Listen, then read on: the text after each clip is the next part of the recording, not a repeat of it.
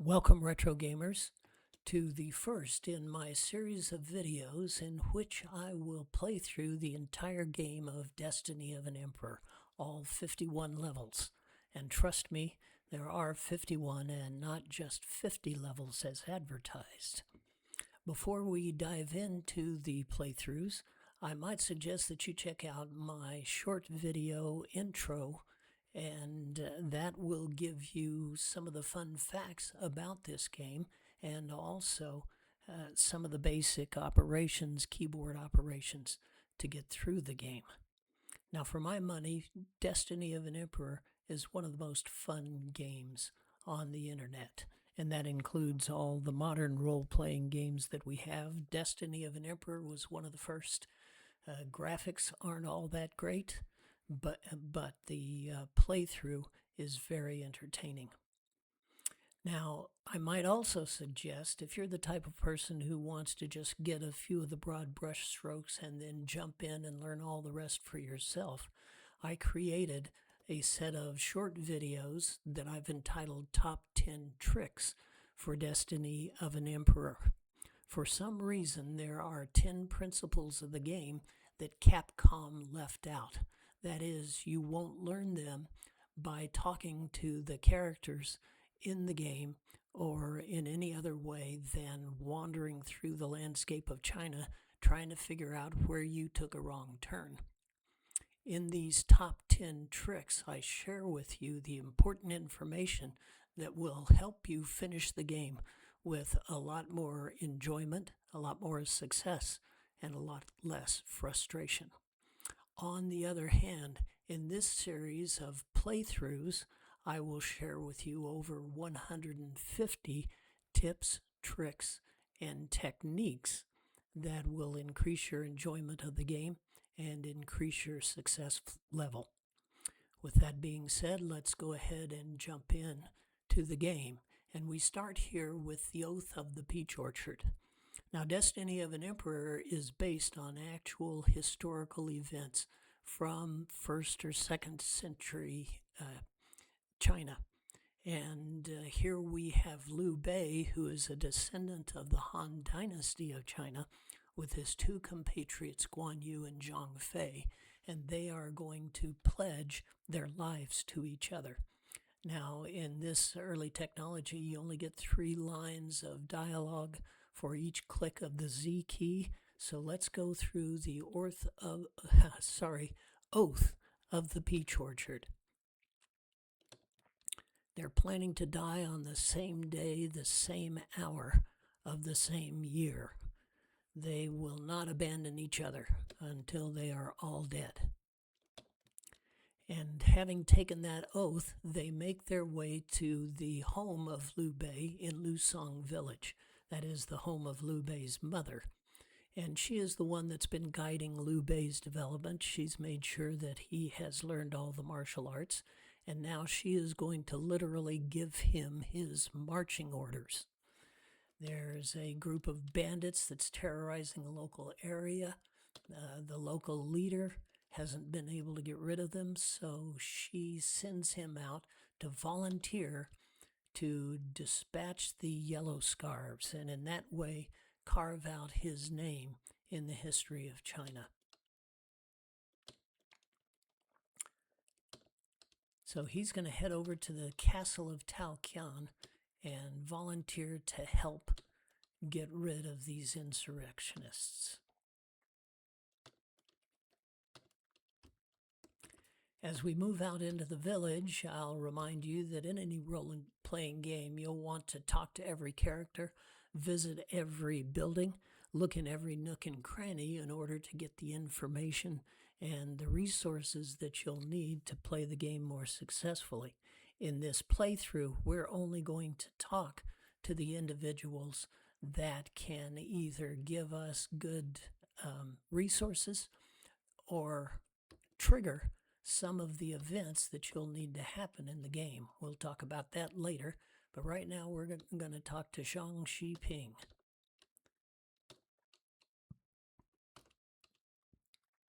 He's just a merchant, but he's going to give us a little gift. 200 gold coins and 1,000 rations. And with that gift, we begin our quest. And these two people, we need to talk to them as well. Song Rin and Song Young. Now, in all of these Oriental lands, the surname comes first.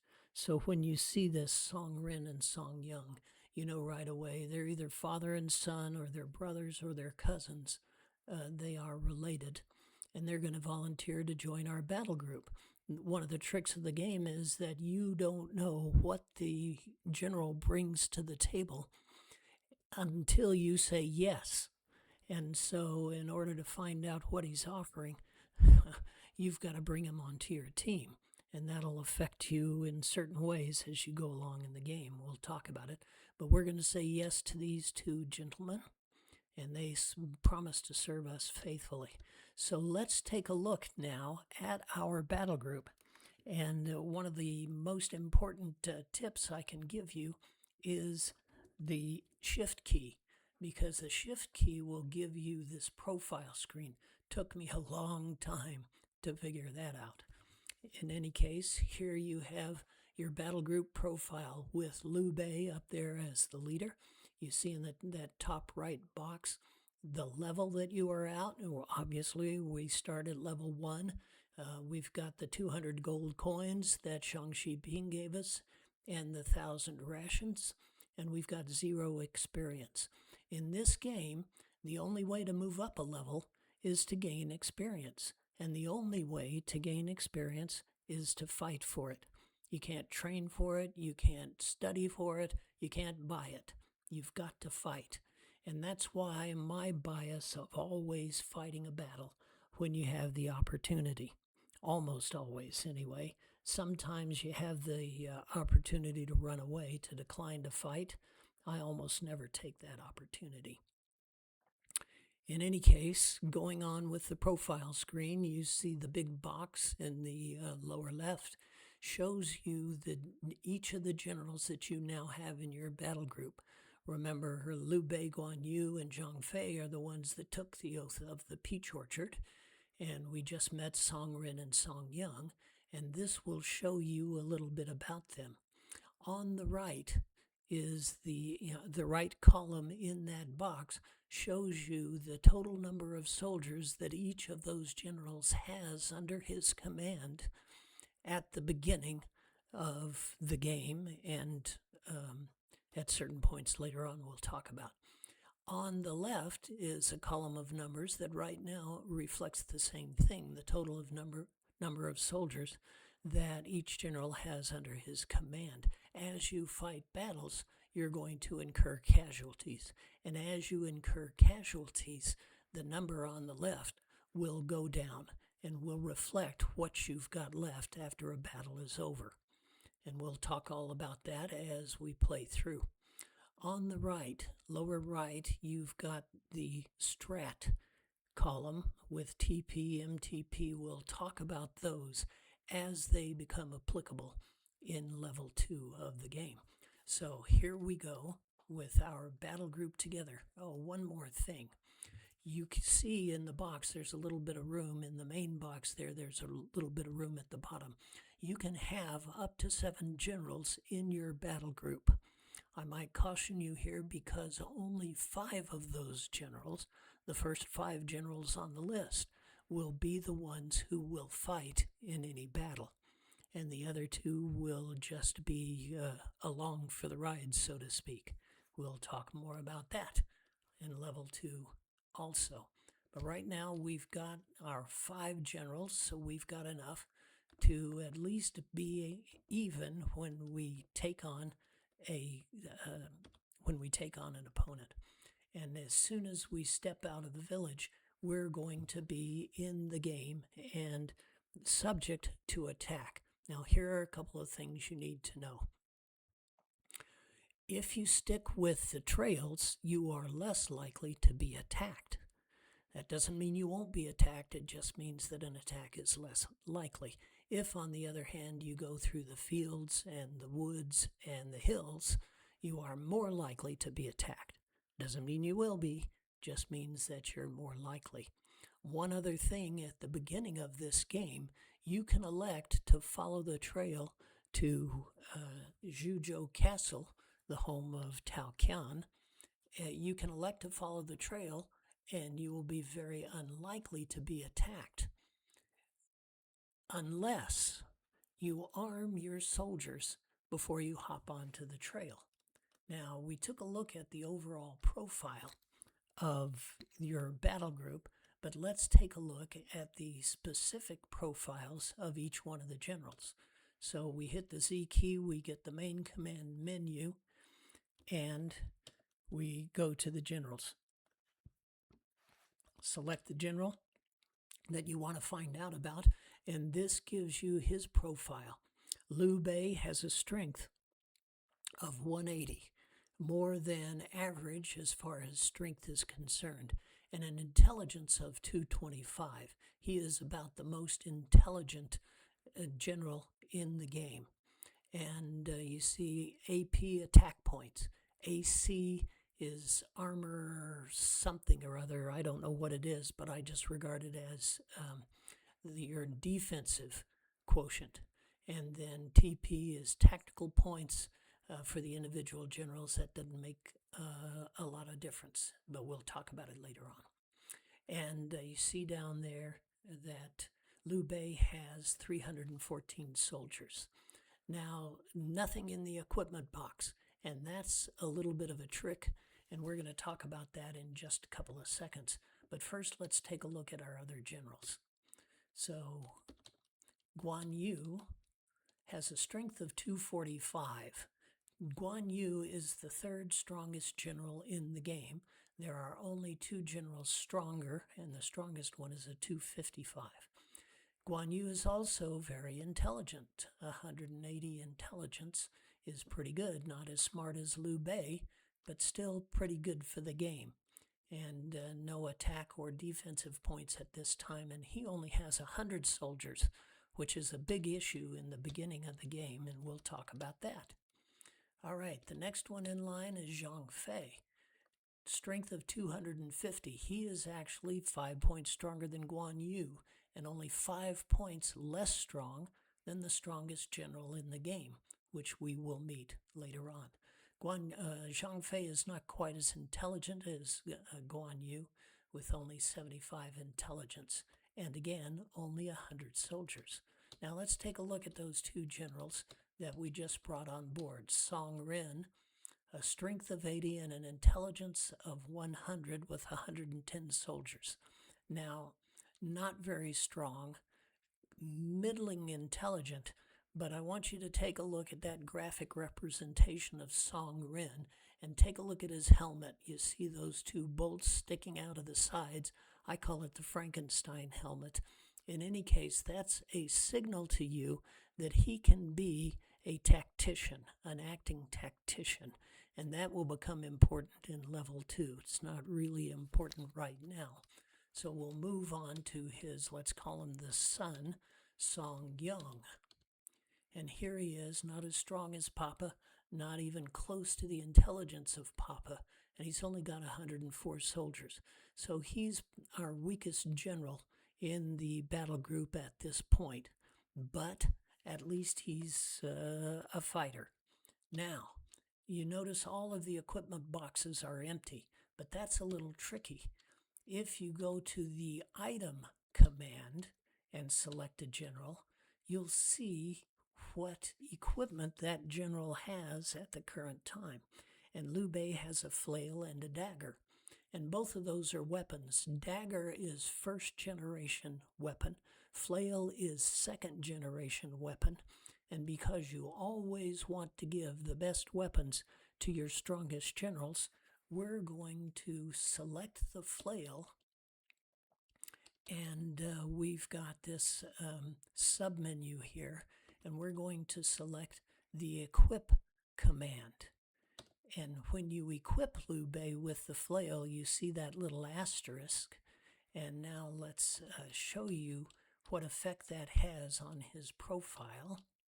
All of a sudden, you see that flail is listed in his equipment. and you see that he's got 15 attack points from that flail. So this is invisible to you until you figure it out, unless you stick with me, and I'll tell you all about it.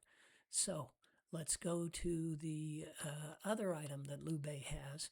And one of the features of this early technology game is that you got to do each one of these items one at a time. There are only a couple of times when you can do mass transfer of items, and I'll tell you about that in my tips as we play through the video. But right now you've got to know this, that any general can only wield one weapon at a time. And so the dagger is absolutely useless to Liu Bei, but he can pass it to one of the other generals, and we're going to pass it to Song Ren because I just happen to know that Song Ren doesn't have a weapon. Let's go on to Guan Yu with the item menu, and he's got a flail. He can equip himself with that, and he's also got a robe. Now, the robe is first generation armor, so each general can have one weapon, one piece of armor, and one head protection. No head protection in Guan Yu's knapsack right now, but we are going to equip him with the robe. And moving on down to Zhang Fei, a flail and a robe. Let's take a look. I didn't do this with Guan Yu, but it's the same. Let's take a look at what effect equipping the robe has on Zhang Fei. Notice that they're both down there in his equipment, and you see he's got 15 attack points from the flail, and the robe has given him 20 defensive points. All right, on to Song Ren. As I said, he got Liu Bei's dagger. He's going to equip himself with that and take a look at what that does for him. Oops, sorry, wrong selection. He's got the dagger listed, and he's got 10 attack points. So he's got 5 attack points less than those generals with the flails. And finally, let's take a look at Song Yang. He doesn't have anything. And if you go to his item menu, you get the message, Song Yang doesn't have anything. That means that if we get into a fight, which I hope we do, Song Yang will be fighting with his fists at this point, and he won't be able to inflict very many casualties, certainly not as many as any of the other generals. Now, one more thing before we jump out on the trail here, and I'll go back to Liu Bei's profile to explain it. And in my short videos, this is my first short video, I talked to you about what I call Battle Math 101. And I'll give you the broad brush strokes here. If you want more detail, you can go to the short video. But a general's striking power, what I call their striking power, is a combination of 3 things. Their strength, so Liu Bei's strength of 180. Their attack points, that is the weapon that they have, and the number of soldiers. The game puts these 3 things together in an algorithm of which I am ignorant, and that will compute the number of casualties that Liu Bei might be able to inflict. Now, it's mitigated by one thing, and that is the defensive quotient that the opposing general has. So the opposing general, say he's got a defense of 30, that will reduce the number of casualties that Liu Bei can inflict on him. So that's the basics of battle math. As I said, we give you a little bit more detail in the short video. But let's go ahead and jump out on the trail. Remember, as I said, when you jump out on the trail, if you stick with the trail, you'll be less likely to be attacked. If you go through the woods or the fields or the hills, you're more likely to be attacked. And because I like to fight, and because I know something that you don't know yet, I'm going to try to get into a fight by staying in the woods. And sure enough, I've got a rebel army coming after me. Now, they've only got 3 armies, and we've got 5, so that's a big advantage right off the top. What you see in front of you now is the battle menu, and we'll talk about each one of these terms, but right now I'm going to talk about this one first. The report command is like having a spy in the enemy camp, and it doesn't cost you a thing. It doesn't cost you points, experience, or gold coins. You can do the report, designate one of the armies against you, and it'll tell you a few things about that army: their strength and their intelligence, their attack points, and their defensive quotient. So you see that this rebel army is not very strong, not very smart, has about the same attack and defensive points that we do. And when you run into these groups of rebel armies, you'll notice that they're within 2 or 3 points of each other. This guy's strength is a little bit greater than the other one. This guy's strength is a little bit less, but rebels are kind of like the bees at the picnic. They're swarming around. Sooner or later, you need to swat them, but they're usually fairly easy pickings. And now I'm going to share with you another little piece of Battle Math 101. You see the number of soldiers these rebel groups have: 100, 140, 140. One of the tricks of battle math is when you can get any army down below 100 soldiers, it cuts their striking power by more than half. So let's say if an army had a striking power of could inflict 20 casualties on you,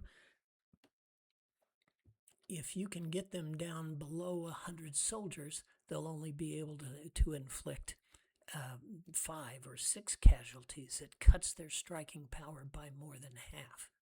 So you see that this rebel force with 100 is pretty easy pickings. All you need to do is thump him in the nose, get rid of one of his soldiers, and his striking power will go down significantly.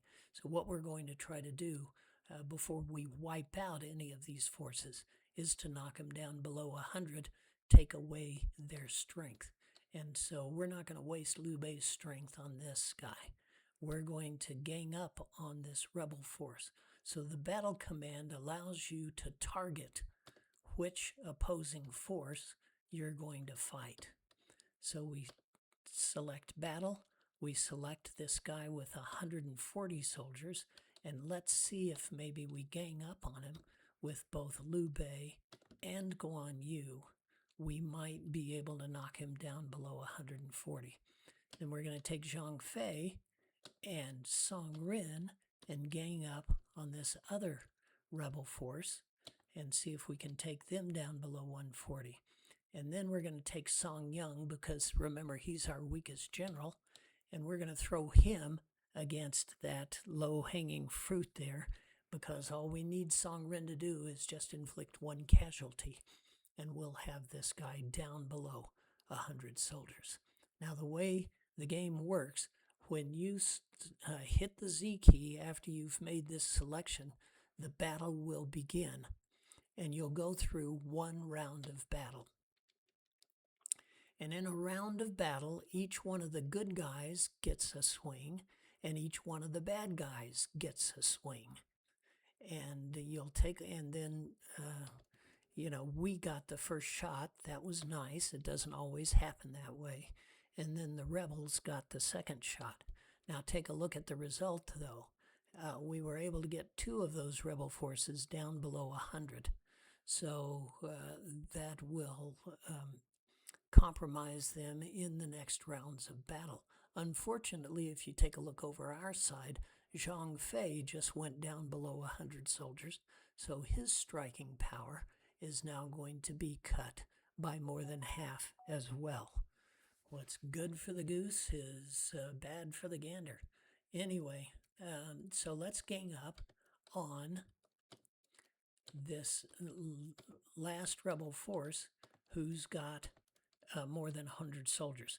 Now, it's not going to take all our power to get him down below 100, But eventually we've got to wipe these guys off the board, what the game calls routed. So we might as well concentrate our forces on one of them for right now. And so Zhang Fei has got him down below that all-important 100 soldiers. And so we are in business now. So the rebel forces down below 100 can only inflict a couple of casualties, but you notice that first rebel force still inflicted 4 casualties on us. About 5 or 10% of the time, a general is going to inflict a stronger strike than he normally does. So about 5 or 10% of the time, you'll get a bigger return on your striking investment. About 5% of the 5 or 10% of the time, you'll get your attack rejected and you will get 0 casualties. So that's just a little bit of randomness thrown into the game. Now, another bit of randomness is on the side of the enemy. They don't generally target their strikes. Every once in a while, you'll see evidence of targeting. But most of the time, the generals in the opposing group will just randomly attack. Also random is the order of attack. Sometimes they get the first shot, sometimes we do, sometimes it mixes up. It's just a random order of battle. There's one way to affect that we'll talk about later. But right now, our targeting has been successful. We've knocked all of those groups down below 100. Now we could continue to target and just whittle each one down and get rid of them. And that would be the most economic way that would yield us the fewest number of casualties on our side. But there's another command that's pretty nifty as well, and that is the all-out command. When you select all out, you lose your ability to target the enemy. It becomes totally random on both sides. But what it does is you don't go strike by strike and round by round. You just you go all out in a melee. You still get an equal number of slugs per round, but you never know when they're happening. When you hit the all-out command, both armies just have at it, and you begin to see the casualties going down and down and down for our group and for theirs. Now, if you ever want to stop the all-out command, you can hit the X key, and you go back to the round by round if you want to. Right now, that rebel group is down far enough, and we are dominant enough with our number of soldiers and our weaponry and everything else that I'm just going to finish this out in the interest of time with the all-out command. And there goes the last rebel force. We've conquered them all, and from that we get 5 experience points and 20 gold coins. That's another reason I like to fight. Not only do we get experience, but we get money as well. And at the end of the fight, you see that little box score that comes up there on the top right, and you'll notice that we haven't used any of our rations yet. Well, we just barely stepped out of the village, so... Anyway, on we go toward Zhuzhou Castle. And here's the castle. We go into the portal. And remember that Liu Bei's mother sent us to talk to Tao Qian, the ruler. And here he is. And he hears we intend to eliminate the rebels known as the Yellow Scarves, except for we were just going to volunteer to help. And now Tao Qian is going to ask us to take the lead because he's sick, he's not strong enough, he doesn't have an heir, so he's going to make us a deal we can't refuse. If we get rid of the Yellow Scarves, Liu Bei becomes his heir, gets to take over his kingdom.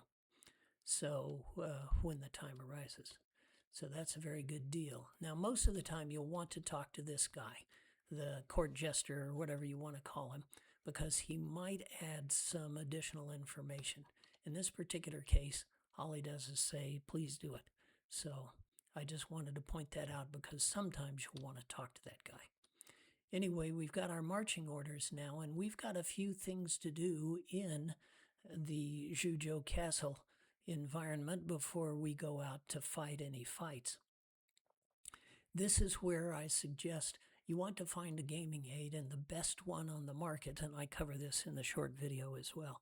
The best one that I've found is at mikesrpgcenter.com, because he, in his gaming aid, gives you graphics of every one of the towns, fortresses, villages, and castles, and gives you the graphics of the landscape as well, of the environment of China, and shows you where some of the important resources are.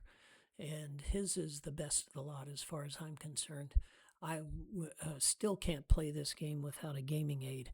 I always refer to Mike's.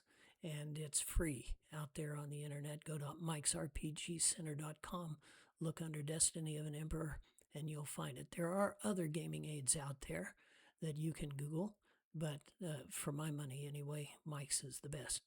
Mike has not been active on the internet for several years, but all of his stuff is out there for free. All right, that being said, we're going to follow along, and we're going to do a few things right now that will help you, tips that will instruct you further as you play the game. And one of them is this. One of the things you'll be doing throughout the game is trading up, looking for stronger generals to replace your weaker generals. And you may recall, so we're going to talk to this guy. This is a headquarters. Not all castles have headquarters, but this one does. And we're going to talk to him, and we're going to actually delete one of our generals. Remember that we said, oh, wait a minute. Mistake of the finger there, and I selected Liu Bei, and you'll notice that the headquarters guy won't let us delete Liu Bei. He says, I give him a chance. Don't give up on him so easily. So that's that's a sign to you that you have made a mistake. So you don't want to get rid of Liu Bei.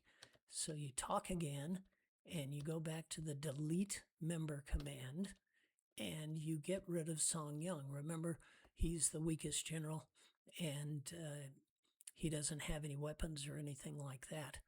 And the only reason we'd get rid of him from our battle group of 5 is that I happen to know that we're going to pick up a better general here in just a couple of minutes. So we send Song Yang to the reserve. Now, one more word while we're on this screen. Take a look at that bottom command, fire. If you fire a general from your group, that means he goes back out into the wild. And more often than not, he's going to gather up a bunch of rebels or bandits or something like that. And somewhere along the line, he's going to attack you. So if you fire a general, more likely than not, you're going to end up fighting him again somewhere along the line. If you delete him, he goes to the reserve, and he stays there waiting for you to call him up again. You don't have to call him up again. You may not. But at least he's not going to be out there fighting you. Now, we've only got 4 generals now, and this is an ideal time to visit the inn. Now, remember that when we had that fight, we lost a certain number of men. And you'll notice by the profile columns that Liu Bei lost 9 of his men, Guan Yu lost 8, Chang Fei 7, Song Ren 9. Okay, so we see that we are diminished by that number of soldiers. And we already know that if you got less than 100 soldiers, you aren't striking very hard. The way to replenish your whole battle group at one time is to sleep it off. Visit the inn, pay their price, and he's only going to charge us 1 gold coin per general, 4 gold coins. Now, if we'd kept Song Ren on and gone to the inn before we went to headquarters, it would have cost us 5 gold coins, and I'm a cheapskate. So I dropped off Song Yang first, and then put the rest of them up for the night. And when you wake up in the morning, you'll notice that your profile is completely restored. All your generals have their full complement of soldiers. So that's a cheap and easy. It'll get more expensive along the line, but that's the cheapest and easiest way of replenishing all of your army. All right, the next place we're going to go, now that we've spent our gold coins for the night, is to this little hovel here. And we're going to talk to this gentleman right here. Miji, he wants to join us. We don't know what he's bringing to the table, but we're going to say yes. And then we're going to take a look at his profile. And you'll notice that he's not all that strong, but he's got an intelligence of 157, which is pretty high for this game. You'll also notice that he's got one of those Frankenstein head pieces that tells you that he's candidate for your acting tactician. So that's a good addition to our group for this level of the game. We're going to keep him with us, and we're going to go and visit the merchant. Now, in the merchant, you can buy and sell a lot of stuff. As a matter of fact, you can't sell anything except at the merchant. And we are going to sell Songrin's dagger. Now, why would we sell away the only weapon that he has? Because I happen to know that we've got a weaponer on site as well, and we're going to buy a better weapon for Songrin. So we get 37 gold coins for that dagger, and we agree to the deal, and that's all we're going to sell right now. We're going to take that 37 gold coins along with the gold coins we won fighting and the gold coins that Shang-Chi Ping gave us, and we're going to the weapons dealer.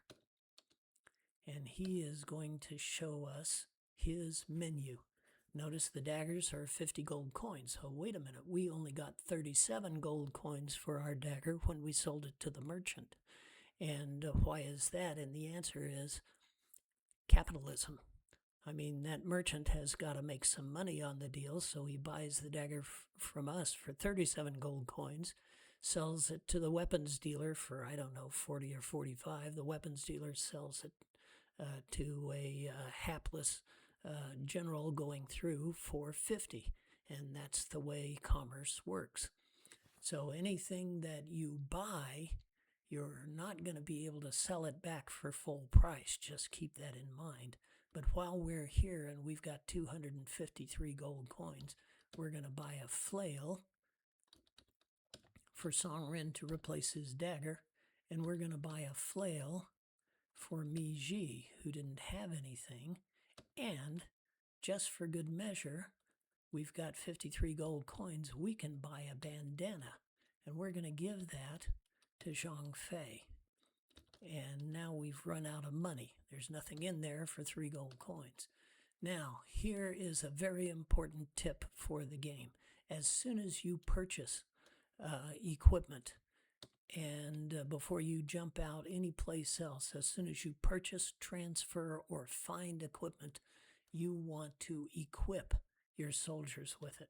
So remember that bandana that we gave Zhang Fei? We're going to equip him. It's a first generation head protection. And now let's just take a quick look at Zhang Fei and his profile. Notice that he now has 30 defensive points. The robe gave him 20. The bandana gives him another 10. And that's the way you work. You can have one weapon, one piece of armor, and one head protection. And that's the entirety of what I call your weaponry. And if you've got other pieces like that, you can't use them. So there's no reason getting them. Now, let's go ahead and equip Songrin with his flail, and we equip Miji with his flail. And now we are fully stocked as far as soldiers and weaponry as best we can at this point with the money that we had. So we're going to go out and fight. And in talking to one of the characters here in the castle, we learn that the first group of yellow scarves that we want to fight is in Qingzhou Castle, which is just north of Zhuzhou Castle. And one other thing, I didn't spend a lot of time in China, so my pronunciations might not be on point. So if any of you are Chinese linguists or have a little more experience than I do, share it with us in the comments of my YouTube channel, Emperor Tricks. Free, by the way, and please subscribe and do all of those other things, and any comments that you put on my channel, I will respond in kind. And if you want to share some intelligence, I'll be more than happy to receive it from you. I'm pretty good at this game, but I don't know everything. And so here we go. Now, when you hit the portal of an enemy castle, you're going to be in a battle. No way for you to withdraw. So you want to stop just before you hit the portal and check your group and make sure they're all up to speed. Now, we could go through the weaponry and everything else, but at this stage of the game, I think we're pretty confident that all of our weapons are equipped and we're ready to fight. So as soon as you hit the portal, you're in the battle screen, and you get some warlord or general, and they're always going to trash talk you. So we're insolent fools, we're tiny, we're going to be crushed, etc. And then we get to the battle screen, and we take a look at the enemy before us, and we're going to take a report and see what this Zhang Liang character is about. He's got a strength of 102, which is pretty strong for this level of the game, and he's not very smart. But notice that he's got 30 attack points, many more than us, and he's got 35 defensive points, which is more than us. He's got 245 soldiers. Now, according to battle math, we're going to go after the strongest generals first, the ones who can do us the most damage, and we're going to whittle them down at least till we get them down below 100 soldiers. And of course, he's going to be whittling us down too, so it's not going to go always to our advantage. And notice, he's taking a big bite out of our generals. He inflicted 29 casualties on Song Ren. So we're in a hurry to get him down below 100. And again, the rebel forces, like bees at a picnic, you know you're going to have to swat them later on, but let them just annoy you for right now while we pay attention to the bigger fish, to mix my metaphors. And another big bite out of our generals. Notice the rebel forces are only inflicting 5 casualties at a time. So we're not going to worry too much about them, although they just knocked Guan Yu down below 100. So they're an irritant only at this point. Okay, this battle round, we're going to be able to get Zhang Liang down below 100 soldiers. And at least that will minimize the amount of damage that he's been doing to us. Now, even down below 100 soldiers, we're going to take Zhang Liang down from 29 casualties or so to maybe 10 or 11 or 12. But it's still more than those rebel forces. And intelligence would say that we would keep fighting Zhang Liang till we took him off the board. But just because those 2 rebel forces are low-hanging fruit, and I've got a couple of generals who aren't all that strong to begin with, I'm going to take a little bit of resource out of my main battles and just knock those guys down below 100 and minimize the casualties a little bit more.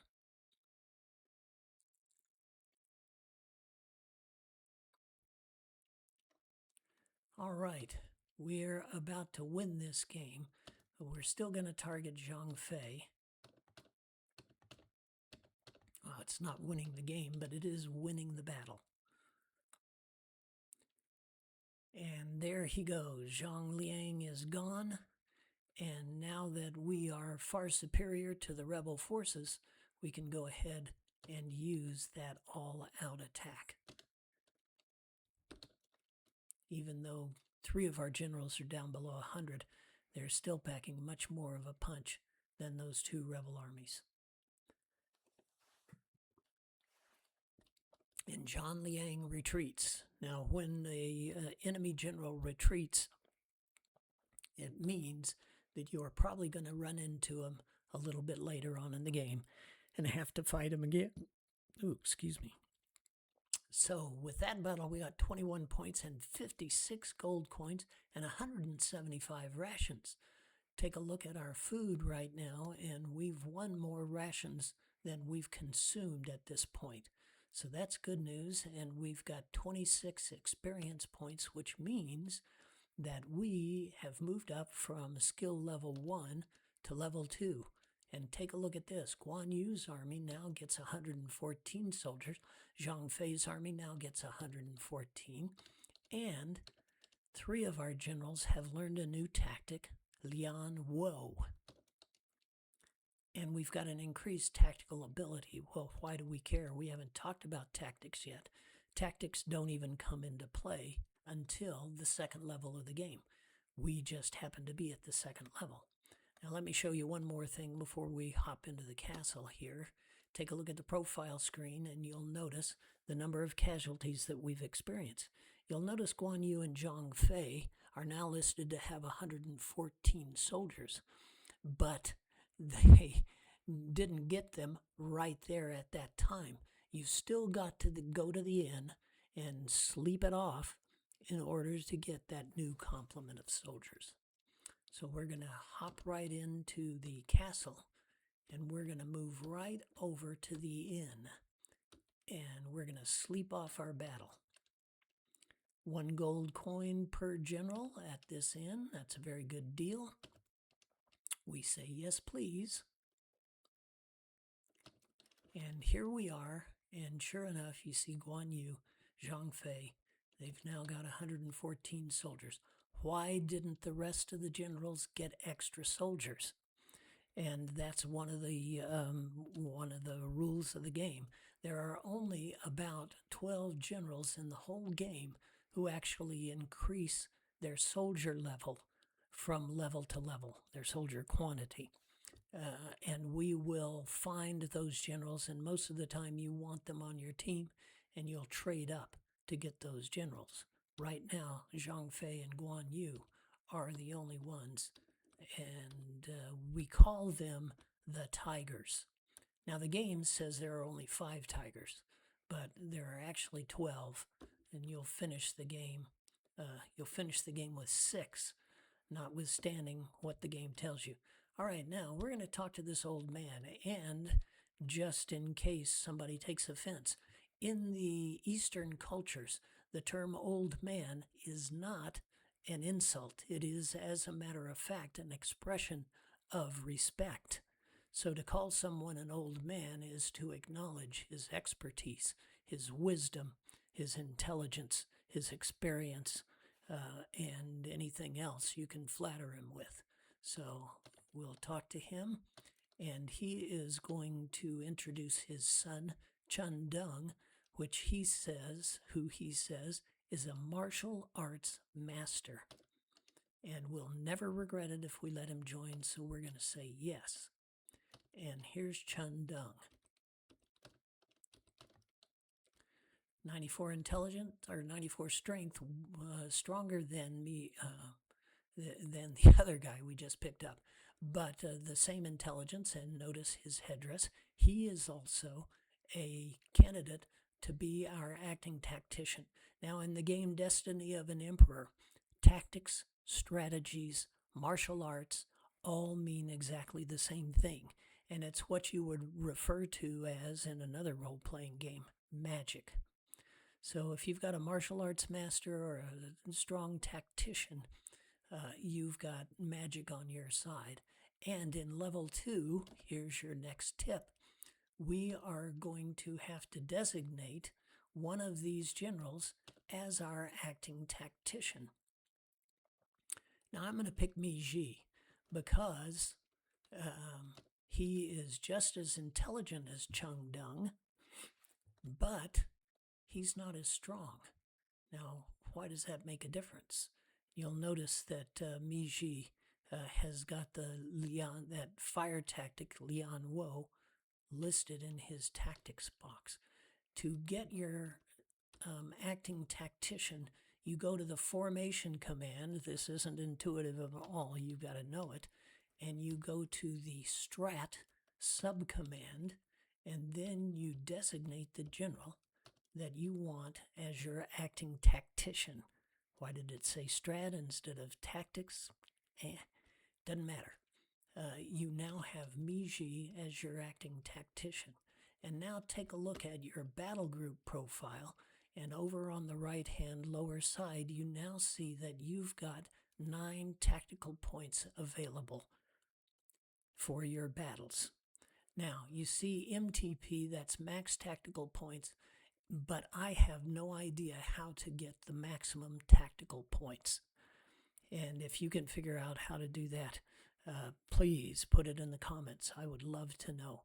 But you can increase your available tactical points by trading up with your generals or by moving up in level. But to get to the max, it's a moving target, and I've never hit it. So if you can figure it out, let us know. Meanwhile, now we've got 9 tactical points to use in our next battle, which is coming up pretty quickly here. All right, we are at a full complement of soldiers, and we've now got 6 generals. And remember what I said, only 5 of them can take part in the fight. Usually that's the first 5 generals on the list. But here's a little trick. The acting tactician, if there are more than 5 members of your battle group, the acting tactician will not participate in the battle. Now, he's your acting tactician. He's the source of your tactical points. But think of him as maybe standing off on a hillside somewhere, signaling your fighting generals which tactics they ought to use, because he's not going to be in the battle itself. So Chun Dung is going to take his place, and when you enter a battle, you're not even going to see Miji listed. He'll make his presence known, though, in the following way. Now, here's that guy who was standing at the portal of the castle when we first came in. It's a good thing we didn't talk to him before we went to the inn and replenished ourselves, because he is a yellow scarf spy, and he is now going to attack us. If we'd attacked him after we came off that last battle, all diminished and everything like that, it would have been a tough go to fight this guy. But we've got lots of advantages. We've got a stronger general group to fight him. We are fully replenished, and we have tactics on our side. Now, I cover this in more detail in my second short video, which I call Battle Math 102. And that is all around tactics. First thing we're going to do is get a report on this general, Ma Yuanyi. Not very strong, not very bright. Lots of attack points and 177 soldiers, so he is going to take a bite out of our battle group, but we can probably overpower him pretty quickly, even though he has 4 rebel groups with him. So this is Battle Math 102. When you're using tactics, you want to use your smarter generals to use the tactics, and you want to use them against the dumber generals in your opponent's battle group, because with tactics, the smarter you are, the more successful your tactics will be. But if you attack a smart general, like as not, you're a lot less likely to succeed with your tactics. So Liu Bei, remember, is one of the smartest guys around right now. So even though he doesn't have the fancy headdress, the Frankenstein headdress, since he's very smart, we're going to use him to fire a big burst of fire at Ma Yuanyi. Yan Wo will throw fire at an opposing general. So there it is. That's a tactic. Now, Guan Yu is also very smart, even though he doesn't have a fancy headdress. So we're going to use him in this first round of battle and throw some more fire. And notice, we used to have 9 tactical points, now we only have 7. Each use of Lian Wo costs us 2 tactical points. So you don't want to squander these things because you only have a limited number of them. Now, Zhang Fei is not all that smart, but he is very, very strong. So we're going to use arms against Ma Yuanyi. Song Rin and Chun Deng, remember, both are also very intelligent, so we're going to let them use tactics as well. Now, by the time we get down to the bottom, we've run out of tactics. When Chun Deng uses his 2, we'll only have 1 tactical point left, and that's only good to save till next time. But we've got 4 of our generals throwing fire instead of swinging their flails. And we'll show you what effect that has on Ma Yuanyi. As we select this last target, remember, the battle will begin. And Guan Yu is successful throwing his fire tactic. Chun Deng is successful. Zhang Fei successful. Yan Wo, notice 54 casualties by Liu Bei throwing fire at Ma Yuanyi. And we've routed him. We've knocked him off the board. All right, so all we've got is rebel forces left. And we're out of tactics. Well, we put them to good use by getting rid of the strongest warlord first. Now we're going to pick on some low-hanging fruit. Now, Liu Bei should be able to knock that guy down below 100 all by himself. And then we'll gang up on this guy with 140 with Guan Yu and Zhang Fei both. They should knock him down below 100.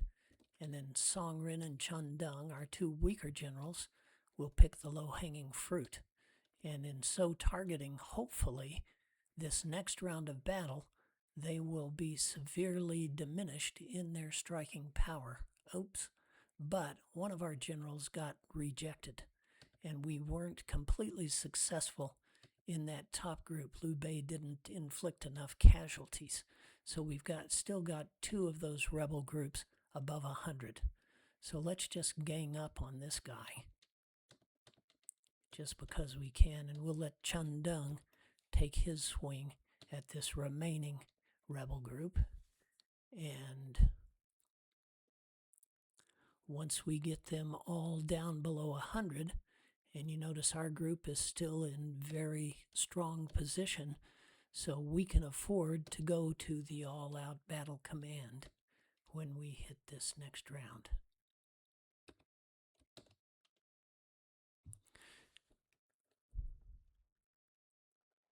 And we're taking each one of them.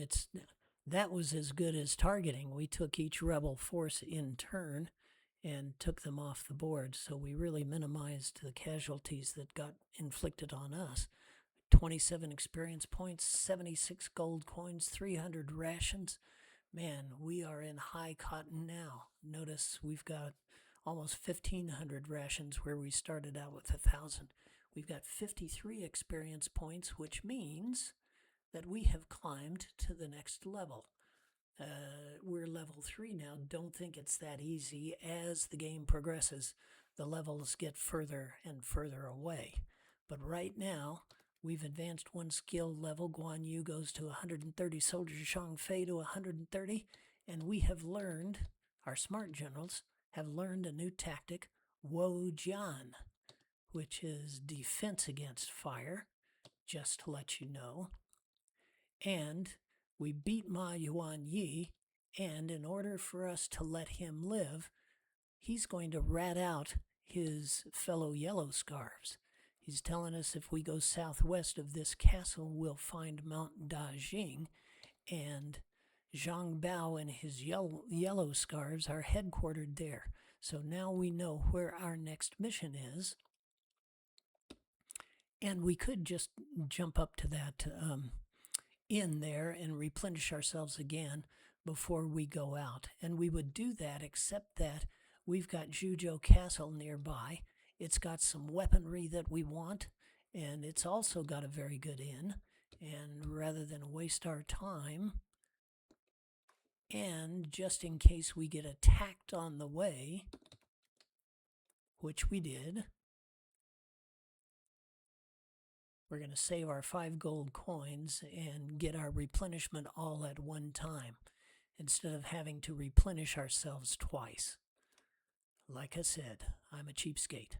You run a little bit of a risk because we were in a diminished state, and remember, we used most of our tactical points, and now we've got 6 experience points and 26 gold coins. There's one other thing I want to tell you, though, that I forgot to tell you. Take a look at our tactical points. Remember that we used all but 1 in that last battle, but now we've got 3. So each time you climb a level, the additional tactical points go into your account right away.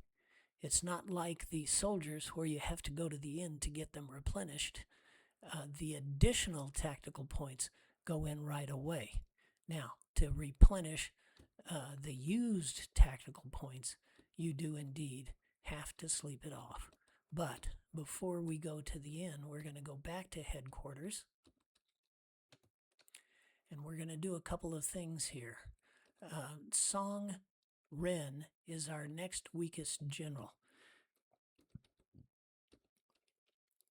And since we've got 5 other generals that are stronger, we're going to retire Song Ren as well. But before we do, we're going to pass his flail to Chundung, which I should have done in the beginning. Or no, wait a minute. Man. Yeah. We didn't arm Chundung when we brought him onto our team, which was a dumb thing for me to do. In any case, let's retire Song Ren. And now take a look at our battle group. We've still got to go to the inn and get them replenished. So let's do that before we forget. And it's usually important to go to the inn very early in your visit to a castle, lest you forget to replenish your group. You spend all your money on goods and weaponry, and you don't have enough money to get yourself replenished at the inn, and you have to go out and fight in a weakened state, and the innkeeper insults you. So don't let that happen to you. Get to the inn as soon as feasible when you go into a friendly castle. All right, here we are. Notice on the bottom right, our tactical points have increased to 11. We got the extra 3 plus the 9 that, or whatever math that was, the extra 2 plus the 9. And notice that the max tactical points have increased to 19. As I said, I have no idea how to get to 19. If you do, you're a better man than me. Okay, now let's take a look at that battle group profile. And there is a character who we would have talked to, who would have told you, you generally want your strongest generals in the front of your battle group. Now, I happen to know that as much as that is true generally, sometimes you want to put the generals with more soldiers up front, because the generals in the front usually get attacked more than the generals in the back. And when you've got some very strong generals who have very low body counts, you want to protect them a little bit. And in this case, we can take Chundung with 153 soldiers, put him up in front of Guan Yu and Zhang Fei. Even though they are stronger, Chundung's extra soldiers will hopefully take the brunt of some of the attacks. So you go to the formation command, the order subcommand, and then you can pick the order in which you want your generals to appear in your order of battle. Now I'm going to move Zhang Fei above Guan Yu, because you may remember Zhang Fei is, after all, 5 points stronger than Chundung, even though they have the same number of soldiers. And so here's the way your battle groups looks now.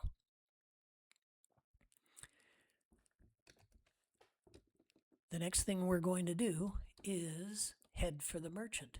Now, remember, we bought weapons at the weapons dealer, but you can't sell weapons at the weapons dealer. You can only sell them at the merchant. Unfortunately, we don't have any extra weapons to sell at this point, so we're just going to go to the weapons dealer. Now that we have replenished ourselves at the inn, we're going to spend the rest of our money, and look, we've got 151 gold coins, which means we can buy some defensive armor for some of our generals. So, I'm going to buy a robe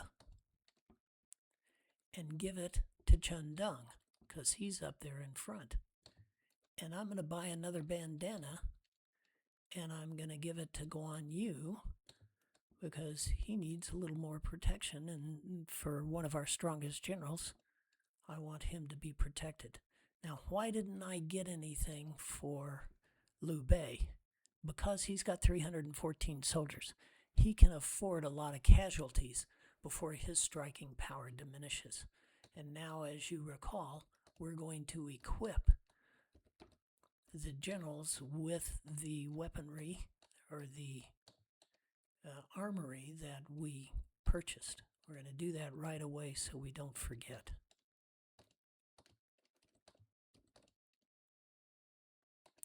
Miji's got the flail.